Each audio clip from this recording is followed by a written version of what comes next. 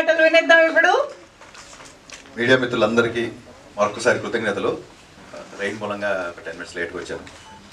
మామూలుగా pre release ఈవెంట్లలో లాస్ట్కి hero మాట్లాడతారు, మీకు అందరికీ తెలుసు కదా. ఈ ఈవెంట్కి మా గణేష్ అన్న హీరో కాబట్టి ఆయన మేము లాస్ట్లో మాట్లాడమని చెప్పాను. అందుకే ఖచ్చితంగా ఒక చిన్న గబ్బర్ సింగ్ తర్వాత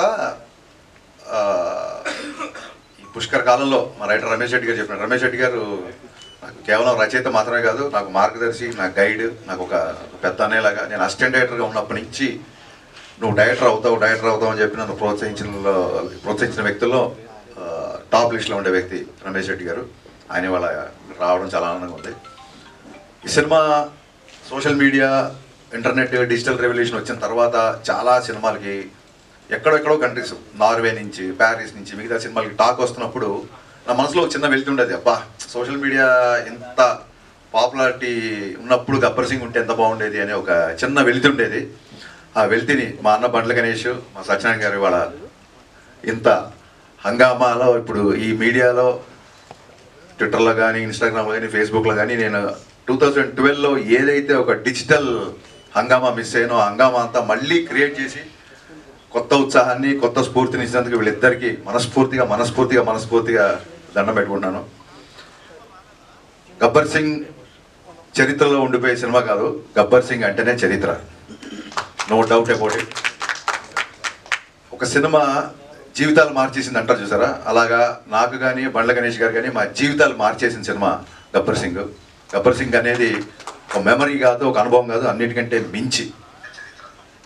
గబ్బర్ సింగ్ ఇంటర్వెల్ జరుగుతున్నప్పుడు ఒక వ్యక్తి కళ్ళమ్మ నీళ్లు పెట్టుకుంటూ వచ్చి, పొద్దున 8:30కు వచ్చిన వ్యక్తి మధ్యాహ్నం 2 గంటలకి విపరీతమైన ఎండలో అలాగే నిలబడి చూస్తుంటే నేను అన్నాను, మంచిగా తాగు ఫస్ట్, లేదా ఫోన్ చేసి వెళ్ళు, కళ్యాణ్ గారికి కలవడం కుదరదు, ఫైట్ సీక్వెన్స్ జరుగుతుంది, అసలే ఎండ చాలా హడావుడిగా ఉన్నాం మేము. అండ్ ఇంకోటి, ఇలా చదువులు కాలేజీలో వదిలేసి ఇలాగ షూటింగ్లు వెంబడి తిరగడం ఆయనకి ఇష్టం ఉండదు, మీరు కెరీర్ పాటు చేసుకోవద్దు అంటే, ఆయన నేను మైక్రోసాఫ్ట్లో సీనియర్ మేనేజర్ బాస్, నా శాలరీ 3 లక్షల పైన అని చెప్పాడు. ఆ వ్యక్తి ఇవాళ స్టేజ్ మీద ఉన్న సతీష్ 2 చేతులు పట్టుకొని కళ్ళమ్మ నీళ్లు పెట్టుకుంటూ, అన్న ఒక్క హిట్ ఇవ్వన్నా, ఒక్క హిట్ అనుకో 3 సార్లు అడిగాడు. నిజంగా ఆ రోజు అంత పెద్ద హిట్ తీస్తున్నావు నాకు తెలీదు, తనకి తెలీదు, బట్ తన భావోద్వేగం నన్ను కదిలించి, నువ్వు భయపడకు, సినిమా పగిలిపోద్ది అని చెప్పాను. ఏ ముహూర్తాన దేవతలు తదాస్తున్నారో తెలీదు, సినిమా మేము ఊహించిన దానికంటే చాలా చాలా పెద్ద సక్సెస్ అయింది. సినిమా అప్పట్లో 2012లో ఒక సోషల్ మీడియాలో ఒక చిన్న నానుడు ఉండేది, సినిమా బాగుంటే హిట్ అంటారు, చాలా బాగుంటే సూపర్ హిట్ అంటారు, అంతకు మించి ఉంటే బ్లాక్ బాస్టర్ అంటారు, దాన్ని కూడా మించిపోతే దాన్ని గబ్బర్ సింగ్ అంటారు అని చెప్పి అప్పట్లో సోషల్ మీడియాలో బాగా ఫ్యాన్స్ రాశారండి. మళ్ళీ నా అకౌంట్లో వేయకండి, ఇది ఫ్యాన్స్ అన్న మాట ఇది. సో ఎక్కడికి వెళ్ళినా పవన్ కళ్యాణ్ గారు చాలామందికి అందుబాటులో ఉంటారు కాబట్టి చాలామంది నాతో ఫోటోలు దిగినా, చాలామంది నాతో ఉన్నా. ఇవన్నీ చూడండి, ఈ కొబ్బరికాయని కొట్టండి అంటే పూజారి దేవుడికి చేర్చినట్టు నాతో దిగిన సెల్ఫీలు నా మీద చూపిస్తా. అభిమానం అంతా అది కేవలం పవన్ కళ్యాణ్ గారిదే అని నేను నమ్ముతూ వచ్చాను. ఎందుకంటే ఈ సక్సెస్ అందరికంటే బలంగా కోరుకున్న వ్యక్తి పెద్ద హిట్ అనేది కళ్యాణ్ గారు. ఎప్పుడు సక్సెస్ ఫెయిల్యూర్ పట్టించుకోరు, కానీ ఈ సినిమా క్లాప్ కొట్టిన దగ్గర నుంచి ఫస్ట్ కాపీ పంపించేంత వరకు ఇది బ్లాక్ బాస్టర్ లిటరల్గా జపం చేసిన ఎన్ని లక్షల సార్లు అంటే, ఒక శివనాస్మరణ లేదా ఒక గాయత్రి జపం ఎన్ని లక్షల సార్లు చేస్తే అంత ఫలితం ఉంటుంది అంటారు కదా. ఇప్పుడు రీసెంట్గా మీరు సోషల్ మీడియాలో చూస్తున్నారు మేనిఫెస్టేషన్ వీడియోస్, మన సంకల్పం బలంగా ఉంటే అది అవుతూ ఇరుతుందని. అంత గట్టి సంకల్పం, నాకంటే కూడా పెద్ద సంకల్పం, కళ్యాణ్ గారి కంటే కూడా గట్టి సంకల్పం ఉన్న one and only person Bandla Ganesh గారు. 24 hours ఫోన్ చేస్తే హలో అని అడిగారు, అన్న మన సినిమా బ్లాక్ బాస్టర్ చెప్పండి ఇప్పుడు ఏంటి అని. First hello brother blockbuster, phone పెట్టే ముందు బ్లాక్ బాస్టర్ ఎంత అంటే అర్జునుడి బాణం అర్జునుడి గురి ఒక కన్ను మీద ఉన్నట్టు blockbuster, hit super hit అంటే కూడా మా రైటర్ గారు ఎప్పుడన్నా ఎడిటింగ్లో చూసి ఏమంటే ఇప్పుడే అంతాక్షరి సీన్ చూసాం అదిరిపోయిందంటే మన సినిమా హిట్ అవుతుంది అంటే ఆయన కోపం వచ్చేసేది. హిట్ ఏంటి అన్న, హిట్ కోసం చేస్తున్నాం మనం బ్లాక్ బాస్టర్ అన్నాడు. ఎవరైనా రైటర్లు అన్న మీ సూపర్ హిట్ అన్న ఆడియో అంటే సూపర్ హిట్ ఏంటి బ్లాక్ బాస్టర్, అసలు కరిచేసేవాడు మనుషులు లిటరల్గా.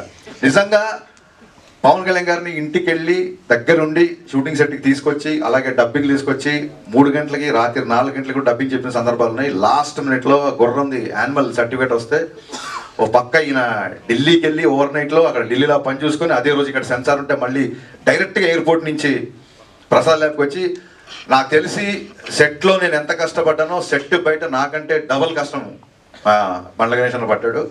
హీ డిజర్వ్స్ అనిపించింది. ఒక టైంలో ఈ వ్యక్తి ఇంత తపన పడుతున్నాడు కదా, నా కోసం కళ్యాణ్ గారి గురించే కాదు, బండ్ల గణేష్ గారి కోసం అన్న గబ్బర్ సింగ్ బ్లాక్ బాస్టర్ అవ్వాలి అన్న ఒక ఫీలింగ్ యూనిట్లు అందరిలో క్రియేట్ చేశాడు.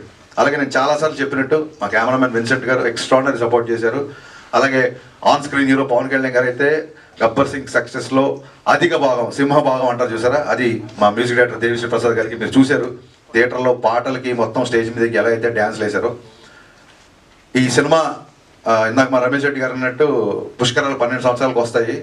ఈ గబ్బర్ సింగ్ సినిమా కూడా అంతే, ఇట్స్ ఎవర్ గ్రీన్ అండి. ఇప్పుడే కాదు, మళ్ళీ 12 సంవత్సరాల తర్వాత కూడా 25 years యానివర్సరీ, బతికుంటే 50th యానివర్సరీ, ఇది ఇలాగా కంటిన్యూ అవుతుంటుందని నేను బలంగా నమ్ముతున్నా. అండ్ ఈ సినిమా సక్సెస్ ఆయన ఎంత బలంగా కోరుకున్నారో, ఈ సక్సెస్ ఊహించిన మొదటి వ్యక్తి, ఈ సినిమా సక్సెస్ అవుతుంది ఊహించిన మొదటి వ్యక్తి పవన్ కళ్యాణ్ గారు. కరెక్ట్గా ఇంకొక 1 week రిలీజ్ అనగా డబ్బింగ్లో చిన్న చిన్న కరెక్షన్స్ ఏవో ఉంటే ఆ కరెక్షన్స్ చేసి ఆయన ఒక 2 సీన్లు చూపించమని 2 సీన్లు చూశారు. చూసి ఆయన డబ్బింగ్ రూమ్లో ఉన్నారు, నేను ఇంజనీర్ ఇటు పక్క ఉన్నాం, మధ్యలో గ్లాసు.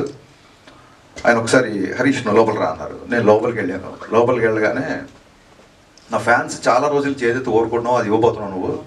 ఈ సినిమా నువ్వు ఊహించిన సక్సెస్ అవుతుంది. ఈ సినిమా తర్వాత చాలా జాగ్రత్తగా ఉండు. నువ్వు మామూలుగా చాలా స్పీడ్గా ఉంటావు, బట్ అలాగే స్పీడ్గా ఉంటే ఈ సినిమా తర్వాత నువ్వు స్పీడ్గా ఉన్నావు అని నేను అపార్థం చేసుకునే అవకాశాలు చాలా ఉంటుంది. కాబట్టి నీ స్పీడ్ తగ్గించి చాలా జాగ్రత్తగా ఉండు. This is going to be blockbuster అని చెప్పి సెకండ్ ఇచ్చి ఆయన అక్కడి నుంచి వెళ్ళిపోయారు. ఆ తర్వాత మళ్ళీ సినిమా రోజు కానీ సినిమా తర్వాత కానీ ఆ తర్వాత సినిమా రిజన్ కానీ 4-5 రోజులకో 3 రోజులకో ఎప్పుడో కలిశారు. కలిసి బాగున్నావా, అందరు హ్యాపీనా, ఫ్యాన్స్ హ్యాపీనా అన్నారు తప్ప ఎంత కలెక్ట్ చేస్తుంది, ఏ రికార్డ్ కొడుతుంది, ఎక్కడ కలెక్షన్స్, ఎన్ని కోట్లు ఏంటి, ఒక్క మాట కూడా ఆయన ఎత్తలేదు. ఇప్పుడు ఇందాక మా సత్యనారాయణ గారు చెప్పినట్టు ఇంతకుముందు ఆయన ఆటోగ్రాఫ్ ఒక అభిమానికి ఆనందాన్ని ఇచ్చేది. ఇప్పుడు ఆటోగ్రాఫ్కి ఒక పవర్ ఉంది, ఆ సంతకానికి ఒక విలువ ఉంది.